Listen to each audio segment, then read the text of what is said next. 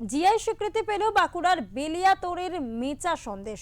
স্বাভাবিকভাবেই খুশি বেলিয়াতোড়ের মিষ্টি প্রস্তুতকারক এবং ব্যবসায়ীদের মধ্যে।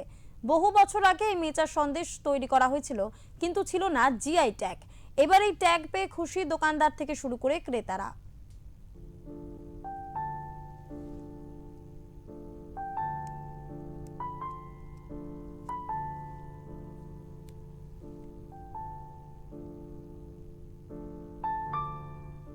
বাঁকুড়ার নাম জানে না বা বাঁকুড়ার জেলাকে চেনে না এমন মানুষ হয়তো নেই।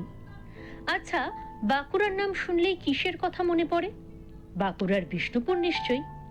আর বিষ্ণুপুরের সাথেই জড়িয়ে রয়েছে অনেক সুনাম, যেমন বিষ্ণুপুরের তাঁত, বালুচরি শাড়ি, বিষ্ণুপুরের সঙ্গীত ঘরানা, আরো কত কি। বিশ্বজোড়া খ্যাতিও রয়েছে এসবের। তবে এই খ্যাতির তালিকায় এবার নয়া সংযোজন। জিআই স্বীকৃতি পেল বাঁকুড়ার বেলিয়াতোড়ের মেচা সন্দেশ। এ যেন মিষ্টি মুখে মিষ্টি সংবাদ। স্বাভাবিকভাবে খুশি বেলিয়াতোড়ের মিষ্টি প্রস্তুতকারক ও ব্যবসায়ীরা। বহু বছর আগে এই মেচা সন্দেশ তৈরি করা হয়েছিল, কিন্তু ছিল না জিআই ট্যাগ। এবার এই ট্যাগ পেয়ে খুশি দোকানদার থেকে শুরু করে ক্রেতারা। এবার জেনে নেওয়া যাক কোথায় এই বেলিয়াতোড়। বাঁকুড়া থেকে দুর্গাপুর যাওয়ার পথে এই জায়গা পড়বে। আর এই বেলিয়াতোড়ে বিখ্যাত এই মিষ্টি। এই দোকানের সামনে গেলেই দেখা যাবে সারি সারি গাড়ির লাইন এবং ক্রেতাদের লাইনও। বাঁকুড়ার বিখ্যাত এই মিষ্টি এবার আরো বিখ্যাত হবে বলে মনে করছেন ব্যবসায়ীরা। তার পাশাপাশি এই মিষ্টি বিদেশেও যাবে বলে আশাবাদী তারা।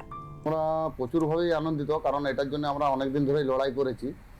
কয়েকজন মিলে অনেকবার ব্লকও গেছি, ব্লকে মিটিং করেছি এবং নতুন সরকারকে এই জন্য ধন্যবাদ যে আমাদেরকে জিআই ট্যাগ দেওয়ার জন্য।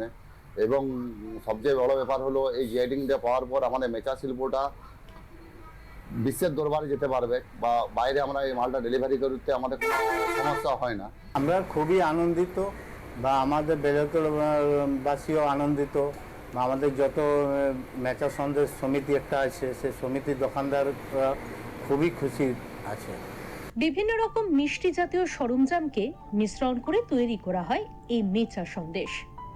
স্বাদে দুর্দান্ত খেতে, আর তাতেই মুগ্ধ মিষ্টি প্রেমীরা।